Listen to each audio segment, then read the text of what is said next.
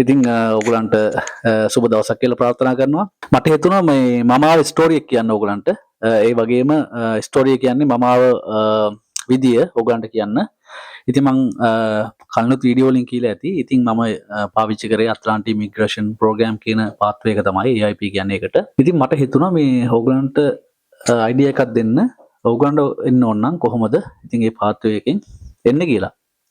ඉතින් මම මේක ගොඩ කාලෙ නම් කරන්න හිතන් හිටියේ මට මේ ඇත්තටම මේ වෙලාවක් එහෙම තිබ්බේ නැහැ. මම කියන්නම් කොහොමද ස්ටෙප් බයි ස්ටෙප් ප්‍රොසෙස් එක කොහොමද ඔයගලන්ට AIP වලින් මේ ඇට්ලාන්ටික් ප්‍රොවින්ස් එකකට ඒ කියන්නේ ඇට්ලාන්ටික් ප්‍රොවින්ස් හතරක් තියෙනවා. Prince Edward Island, Nova Scotia, Newfoundland and Labrador සහ New Brunswick. හරි.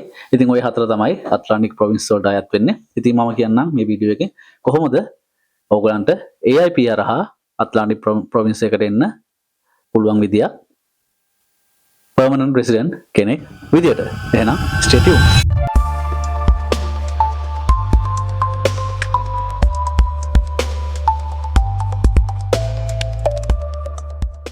ඉතින් මේ ඇට්ලාන්ටික් ඉමිග්‍රේෂන් ප්‍රෝග්‍රෑම් එක කියන්නේ හරිම හොඳ ප්‍රෝග්‍රෑම් එකක්. මොකද මම කියන්නේ මොකද මමත් ආවේ ඒක නිසා හරිම ලේසි. ටෙන්ෂන් නැහැ. අනික ගොඩක් වේගවත් අනිත් ඒවත් එක්ක සාපේක්ෂව. එක්ස්පර්ට් විත් හොඳයි. ඒ වුණාට ඒකට ගොඩක් කල් බලන් ඉන්න වෙනවා. කොලේ නොමිනේෂන් එකෙත් දන්නේ නැහැ. මේක ප්‍රොවින්ස් එකෙන් ඇප්‍රූවල් එක ගත්තා කියන්නේ මෙන්න මේ ප්‍රොවින්ස් හතර. නිව් බ්‍රන්ස්වික්, නිව්ෆාන්ඩ්ලෑන්ඩ් ඇන්ඩ් ලැබෝඩර්, නෝවා ස්කෝෂියා සහ මම ඉන්න අයිලන්ඩ් එක ලස්සන අයිලන්ඩ් එක ප්‍රින්ස් එඩ්වර්ඩ් අයිලන්ඩ්. හරි. ඉතින් මෙන්න මේ හතරට එන්න ඕන නම් මේක තමයි ඇත්තටම මට කියන්න පුළුවන් වේගවත්ම විදිය AIP. හරි. මොකද තාම මේක AIP කට්ටිය ගන්නවා. තාම එම්ප්ලොයිස්ලා ඒකට ඇප්ලයි කරනවා. මොකද ඒගොල්ලෝ අනිවාර්යෙන් ඩිසයිනේටඩ් වෙන්න ඕන. මේ ප්‍රෝග්‍රෑම් එකෙන් කට්ටිය ඒ කියන්නේ අපි වගේ එළියෙන් කැනඩා වලින් පිට කට්ටිය ගන්න ඕන නම් අනිවාර්යෙන් ඒගොල්ලෝ රෙජිස්ටර් වෙන්න ඕන මේ ප්‍රෝග්‍රෑම් එකට. ඉතින් මේගොල්ලෝ කොහොමද රෙජිස්ටර් වෙන්නේ කියලාත් මම ඒක පස්සේ කියන්නම්. ඉතින් අපි බලමු මොකද්ද මේ ස්ටෙප් බයි ස්ටෙප් ප්‍රොසෙස් එක කියලා. ඉතින් මම මේකට භාවිතා කරන්නේ මෙන්න මේ IRCC එකෙන්ම පබ්ලිෂ් කරපු publicly available මේ මෙන්න මේ PDF document එක. මම මේ ලින්ක් එක ඔයගලන්ට මේ ලින්ක් එක දාන්නම් මේ මගේ ඩිස්ක්‍රිප්ෂන් එකේ. ඉතින් ඔයගොල්ලෝ ඩවුන්ලෝඩ් කරගන්න ඕගොල්ලන් බලන්න පුළුවන්. ඉතින් මම කියලා දෙන්නම් මේ කොහොමද මේක මේ දැන් මේ ස්ටෙප් ටික යන්නේ කියලා. මුලින්ම ඔයගොල්ලෝ කැන්ඩිඩේට් කෙනෙක් විදියට ඔයගොල්ලෝ එන්ඩෝස්මන්ට් කියලා ලෙටර් එකක් ගන්න ඕනේ ඒගොල්ලෝගෙන්. එන්ඩෝස්මන්ට් වෙන්න ඕන. ඒ ලෙටර් එක කියන්නේ ඇත්තටම මේක සර්ටිෆිකේට් එකක්. ඒ සර්ටිෆිකේට් එක දෙන්නේ ප්‍රොවින්ෂියල් ගවර්න්මන්ට් එකෙන්.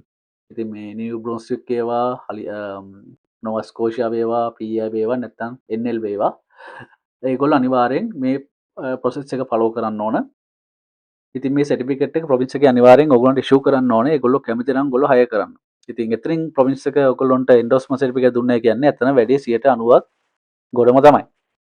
මොකද ගවර්න්මන්ට් එකෙන් බොහෝ දුරට ඇප්‍රූව් කරනවා. මොකද ප්‍රොවින්ස් එකෙන් ඇප්‍රූවල් එක දීලා ඉවර නිසා. මොකද ප්‍රොවින්ස් එක තමයි දන්නේ මොනවද ලේබර් ෆෝස් එක ඒ අදාළ ප්‍රොවින්ස් එකට ඕන. දැන් මේ දවස්වල ඔයගොල්ලෝ දන්නා වගේ ගොඩක් හෙල්ත් කෙයාර් වලට ඊට පස්සේ ඔය මැනුෆැක්චරින් වලට ගොඩක් ඒවට හයර් කරනවා.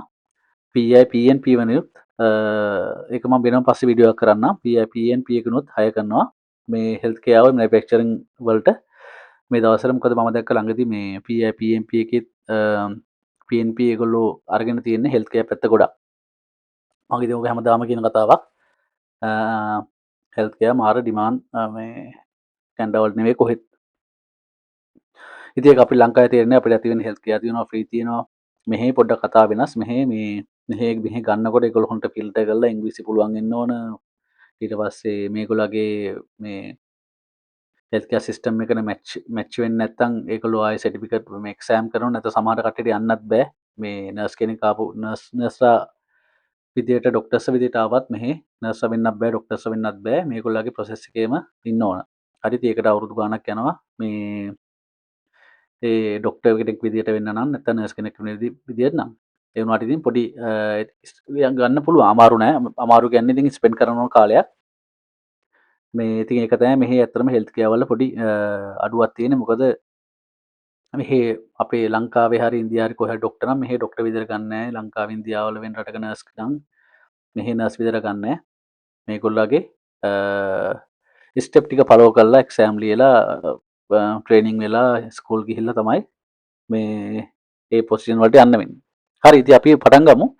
මේ ඇට්ලාන්ටික් ඉමිග්‍රේෂන් ප්‍රෝග්‍රෑම් එකේ මොනවද ස්ටෙප් ටික කියලා. මුලින්ම එන්ඩෝස්මන්ට්. ඉතින් a designated AIP employer offer your job. ඉතින් මේ කියන්නේ ඉතින් ඔයගොල්ලන් තේරෙනවා වගේ designated employer කියන්නේ හැම එක්කෙනාටම මම ඉස්සෙල්ලා කිව්වා වගේ මේකට ඇප්ලයි කරන්න බෑ, කට්ටිය ගන්න බෑ. ඒගොල්ලෝ තමයි මේගොල්ලෝ ගන්නේ මේ designated employer ලගෙන්ම විතරයි ගවර්න්මන්ට් එක ගන්නෙ. ඉතින් designated employer කෙනෙක් වෙන්න ඕන මුලින්ම මේ ප්‍රෝග්‍රෑම් එකේ ඔයගොල්ලෝ අපි වගේ කවුරු හරි ගන්න ඕන නම් කැනඩා වලට. ඉතින් දෙවෙනි එක තමයි you will be contacted with settlement service to get the settlement plan. ඊට පස්සේ දැන් හිතමු ඔයා මුල් එක ගත්තා, ඔයා job offer එකක් ගත්තා. හරි. ඒක අමාරු නෑ ඇත්තටම. මොකද AIP කියන්නේ මෙහි කැනඩා වල කට්ටිය හොයාගන්න බැරි නම් තමයි ඒගොල්ලෝ AIP වලට යන්නේ. හරි. ඉතින් ඒක නිසායි කියන්නේ ඇක්ටිව්ලි ඒගොල්ලෝ කට්ටිය හොයනවා. ඉතින් ඇප්ලයි කරලා බලන්න මම නම් පොඩ්ඩක්වත් මේකට පසුගාමී වෙන්නේ ඇප්ලයි කරන්න. මම ඔයගොල්ලෝ වගේ ඉන්න සිටුේෂන් ඉන්නවා මම අනිවාර්යෙන් ඇප්ලයි කරනවා ආව හෝ නැත. බොහෝ දුරට එන chance එක වැඩි. මොකද මමත් ආවේ එහෙම නිසා. හරි. ඊට පස්සේ ඕගොල්ලෝ සෙටල්මන්ට් ඒජන්සියක් කන්ටැක්ට් කරන්න ඕනේ. ඒක අමාරු නෑ. සෙටල්මන්ට් ඒජන්සි ඒක ගවර්න්මන්ට් එකෙන් ෆන්ඩ් කරන මේක කැනඩා ගවර්න්මන්ට් එකෙන් ෆන්ඩ් කරන ඒජන්සිස්.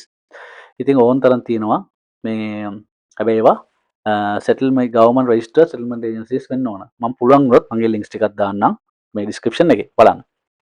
ඊට පස්සේ ඕගොල්ලෝ එම්ප්ලොයර් එකෙන් ඔෆර් එක හම්බුනාන් පස්සේ සෙටල්මන්ට් ඒජන්සි එක කනෙක්ට් වෙලා සෙටල්මන්ට් ප්ලෑන් එකක් ගත්තා කියමුකෝ. ඊට පස්සේ ඔයා ගත්ත ප්ලෑන් එක කොහොම ඒවා ඔයගොල්ලෝ සයින් කරලා නමනම් කරලා ඒක ඒ ડોකියුමන්ට් එක අනුව ඔයගොල්ලෝ යවන්න ඕන ඔයගාගේ එම්ප්ලොයර්ට. ඊට පස්සේ එම්ප්ලොයර් එක යවනවා ඒක ඉමිග්‍රේෂන් ඔෆිස් එකට. උදාහරණයක් PI නම් PI ඉමිග්‍රේෂන් එකට නැත්නම් නිව්ෆවුන්ඩ්ලෑන්ඩ් හරි නිව් බ්‍රොන්ස්වික් හරි නෝවා ස්කෝෂියා හරි PI ඉමිග්‍රේෂන් ඔෆිස් එකට යවලා ඒගොල්ලෝ ඒකේ ඇප්‍රූවල් එක ගන්නවා. ගත්තයින් පස්සේ ඔයගොල්ලෝට හම්බ වෙනවා ස්ටෙප් 4 මම මේ කියන්නේ ප්‍රොවින්ෂියල් එන්ඩෝස්මන්ට් සර්ටිෆිකේට් කියලා එකක්. හරි ප්‍රොවින්ෂියල් එන්ඩෝස්මන්ට් සර්ටිෆිකේට් එක කියන්නේ මේ ඔක්කොම ඒ කියන්නේ මේ ඔක්කොම ටික හරි ගියන් පස්සේ ඇප්‍රූව් වුණාන් පස්සේ ඔයගොල්ලන්ට හම්බ වෙන සර්ටිෆිකේට් එක. ඒ සර්ටිෆිකේට් එක ඉතාම වැදගත්. මේ සර්ටිෆිකේට් හම්බුණා කියන්නේ මම ඉස්සෙල්ලා කිව්වා වගේ 90%ම වැඩේ කොට. හරි 90%ම වැඩේ කොට. අනිත් ඒවා ඉතින් ෆෙඩරල් ගවර්න්මන්ට් එකට බාරයි. ඇප්‍රූවල් එක ඉතින් ඔයගොල්ලන්ගේ චෙක් කරන ඔයගොල්ලෝ ක්‍රිමිනල් රෙකෝඩ් හොරෙක් මිනිමරුවෙක් වංචාකාරයෙක් නම් මොන හරි පොලිස් රිපෝට් වල තියෙනවා නම් ඉතින් ඉන්න බෑ කවදාවත්. ඒක ඉතින් කොහෙත් එකයි. හොඳ මිනිස්සෙක්ට ඕන තැනක chance එකක් තියෙනවා. ඉතින් පොලිස් රිපෝට් ඔක්කොම චෙක් කරලා ඊට පස්සේ ඔයගොල්ලෝගේ এডুকেෂන් චෙක් කරලා බර්ත් සර්ටිෆිකේට් චෙක් කරලා ඉතින් ඒක ප්‍රොවින්ෂියල් ෆෙඩරල් ගවර්න්මන්ට් එකේ ඉමිග්‍රේෂන් ඔෆිසර්ස්ලා තමයි කරන්නේ විශේෂ ඉෂු ගන්න. ඉතින් ප්‍රොවින්ෂියල් ගවර්න්මන්ට් එකෙන් කරන්නේ මේ වගේ එන්ඩෝස්මන්ට් සර්ටිෆිකේට් එකක් දීලා අපි ඕකේ මෙයාව ගන්නවට කියලා green line එකක් දෙන එක. ඊට පස්සේ නම්බර් 5 තියෙන්නේ you may receive work permit support letter if a work permit is required. ඔයාලට work permit එකක් ඕන නම් PR එකෙන් ඉස්සෙල්ලා මේ ටික්මන්ට් එන්න ඕන නම් ඕකන්ට work permit support letter එක රික්වෙස්ට් කරන්න පුළුවන්. මම නම් ඒක කරා. ඒක කරන්න ඕගොල්ලෝ. කියන්නේ PR එක පොඩ්ඩක් හරි එන්න පරක් වුණොත් ඕකන්ට එතකන් හරි work permit එකෙන් කැනඩා වලට ගොඩ බා ගන්න පුළුවන්. හරි. ඉතින් මෙතන තව තියෙනවා මේ French Committee in Atlantic Canada French Settlement Organization after Qualified Service French. ඒක French මම හිතන්නේ ගොඩක් හරියට අදාළ වෙයි කියලා. French දන්නවා නම් ඉතින් ඒකවන්ට මේ හරහා කොහොමද French වලට ගොඩක් chance එක වැඩි. French දන්නවා නම් ගොඩක් program තියෙනවා විශේෂයෙන්ම Quebec වල. ඉතින් දෙවනි මේන් කැටගරි එක තමයි ඉමිග්‍රේෂන් ඇප්ලිකේෂන්. ඉමිග්‍රේෂන් ඇප්ලිකේෂන් එක කියන්නේ ෆෙඩරල් ගවර්න්මන්ට් එකත් එක්ක ඩීල් කරන එක. හරි ඊට පස්සේ දැන් හිතමු ප්‍රොවින්ස් ගවර්න්මන්ට් එකෙන් ඔයගොල්ලන් ප්‍රොවින්ෂියල් සර්ටිෆිකේට් එක එන්ඩෝස්මන්ට් සර්ටිෆිකේට් එක හම්බුණා. ඊට පස්සේ ඔයා සබ්මිට් කරන්න ඕන PR ඇප්ලිකේෂන්. මේක තමයි මාර ෆන් පාර්ට් එක නේ. PR එක ඇප්ලයි කරන එක. හරි PR එක ඇප්ලයි කරන එක ඉතින් ලොයිත් නෑ නියමයිනේ ඉතින් නේ. PR එක ගන්නනේ හැමදේම කරන්නේ. මේ PR එක ඉතින් නැතුව නැත්තම් මහා ටෙන්ෂන්. ඉතින් වර්ක් පර්මිට් එකක් තිබ්බත් PR එක නැහැ කියන්නේ ඒක PR එක ගන්න try කරනවා කියන්නේ ඒක ඇත්තටම පොඩි ටෙන්ෂන් එකක්. මොකද PR එක හම්බෙද නැද්ද කියලා දන්නේ නැහැ. ඉතින් මේක බොහෝ දුරට PR එක හම්බෙනවා. ඒ ගැන මේ ඩවුට් එකක් නැහැ. PR එක බොහෝ දුරට හම්බෙනවා මේ AIP එකෙන්. මොකද ප්‍රොවින්ස් එකෙන් අප්‍රූවල් එක උගන්ට හම්බුන නිසා. මේ ඒවත් ඉතින් සබ්ජෙක්ට් ටු චේන්ජ් හොඳේ. ඒවත් ඉතින් ඕවා වෙනස් වෙන්න පුළුවන් ඕගොල්ලෝගේ බෑග්ග්‍රවුන්ඩ් එකත් අනුව.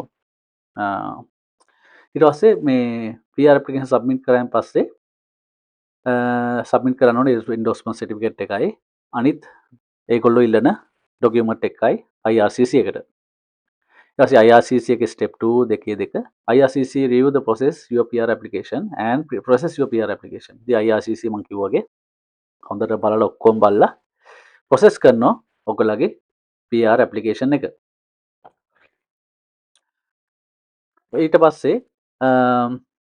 ඊගාසේ ඔයගොල්ලන් තියන්නේ work permit එක apply කරන්න. Apply for work permit while your permanent residence application being processed if required. ඒ කියන්නේ if required කියන්නේ ඒක mandatory නෑ. ඕගොල්ලන්ට ඕන නම් apply කරන්න පුළුවන්. ඒ වුණාට මම කියන්නේ apply කරන්න. මොකද PR එක චුට්ටක් කරේ එහෙම වරක් වුණාත් work permit එක තියෙනවා මෙහෙට land වෙන්න. ඊට පස්සේ ඔයගොල්ලෝ application එක approve වුණොත් you can travel to Atlantic Canada to live and work. ඒ කියන්නේ ඉතින් application එක approve වුණා කියන්නේ work permit එක හම්බ වෙනවා. ඔයාලට කෙලින්ම මෙහි ඇවිල්ලා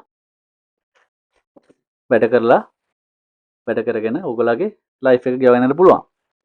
ඉතින් අන්තිම එක තමයි මෙතන get support from your employer and a settlement service provider as needed. ඉතින් settlement service එක ඇත්තටම හරි වැදගත්. මොකද මම කියන්නේ මේ ඒගොල්ලන්ට ගොඩක් ඉන්ෆෝමේෂන් දෙන්න පුළුවන්. මේ කැනඩා ගැන කැනඩා ජොබ් මාකට් එක ගැන. දැන් ඇත්තටම ජොබ් මාකට් එකක් ඔයාලට ඕනේ නැහැ මේක නිසා. මොකද ඔයා ජොබ් එකකට කෙලින්ම එන්න නිසා. ඊනොට settlement service එක ගොඩක් වැදගත්. මේ ගොඩාක් දේවල් තියෙනවා මේ ස්කූල් වලට ළමයි දාගන්න හරි ඊට පස්සේ පුළුවන් නම් apartment හොයාගන්න වගේ chance එකක් ඒගොල්ලෝ මම හිතන්නේ වෙබ්සයිට් අනම්ම නම් දෙනවා apartment ඒවා හොයාගන්න ඒවත් කරගන්න පුළුවන් ගොඩක් දේවල් එකෙන් එතරම් උදව් කරනවා මොකද ඒක government funded මේ organisation එක නිසා ඉතින් මෙන්න මේ province 4 තමයි ඕගොල්ලෝ apply කරන්න මේ හතරට ඔයගොල්ලෝ උදාහරණයක් දැන් මම ඉන්න අයිලන්ඩ් එක Prince Edward Island ක්ලික් කරා නම් මෙතන තියෙන ඔක්කොම විස්තර ටික. හරි? මෙතන ඔක්කොම විස්තර ටික තියෙනවා. කොහොමද යන්නේ මොනවද app document ඕන වෙන්නේ විශේෂයෙන්ම මොනවද කවුද මේ designated employees ලා කියලා. අනිවාර්යෙන් ඔයගොල්ලෝ මේ වෙබ්සයිට් එකට ගිහිල්ලා ඒ විස්තර ටික හොයාගෙන apply කරන ගොඩාක් employees ලා ඉන්නවා. ඉතින් ඒ වගේම අපිට යන්න පුළුවන් මේ Newfoundland and Labrador. ඉතින් මේ තියෙන ඒ ගැන විස්තර ඒගොල්ලගේ වෙබ්සයිට් එකේ. හරි. ඊට පස්සේ Nova Scotia මේ තියෙන ඒගොල්ලගේ වෙබ්සයිට් එකේ AIP ගැන විස්තර. මේ තියෙන එක තියෙනවා මේ before your job checklist එක පවා තියෙනවා. ඊට පස්සේ අපි ගියේ ඒකට කවුද? New Brunswick. මේ තියෙන New Brunswick එකේ අත්ලාට immigration program එක. හැබැයි මෙතන New Brunswick එකවල තියෙනවා effective April 4 the Atlantic immigration program is post for remainder years now.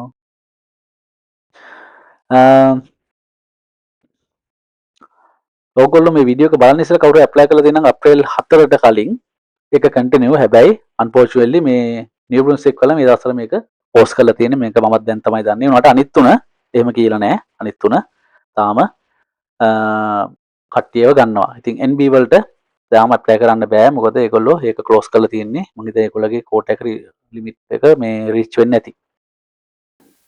ඉතින් මට ඔන්න ඔය ටික තමයි ඔයගොල්ලන්ට කියන්න ඕනකම තිබ්බේ මේ AIP එකෙන් කොහොමද Atlantic province එකකට මේ හතරෙන් කොහොමද Atlantic province හතරෙන් එකකට කොහොමද ඔයගොල්ලන්ට PR එක හරහා PR එකත් එක්කම එන්න පුළුවන් කියලා.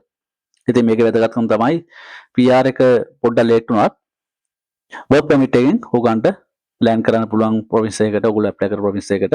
අනික job එකත් එක්කමනේ. මොකද job එක නැතුව මේ වැඩේ set වෙන්නේ නැහැ. මොකද endorsement certificate එක දෙන්නේ province එකෙන් employer ඒ ඔයාගේ application එක submit කරායින් පස්සේ තමයි ඔයාට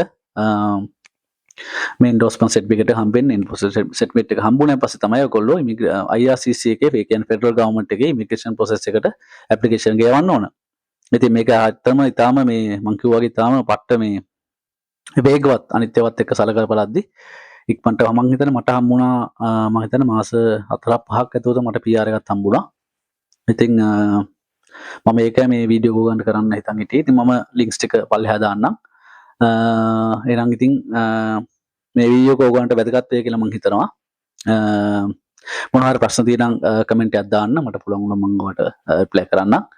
ඉතින් එහෙනම් ඔයගලන්ට සුබ දවසක්. අපි තවත් වීඩියෝ එකකින් මේ වගේ හම්බෙමු. ඉතින් ඔයගොල්ලෝ මගේ channel එකට අලුත් නම් subscribe කරන්න, යාළුවොත් එක්ක share කරගන්න මේ වීඩියෝ එක. like කරන්න, හරි comment කරන්න. ඉතින් තව මොනවා හරි වීඩියෝ වෙන වෙන categories වලින් වීඩියෝ අවශ්‍ය නම් comment එකක් දාන්න.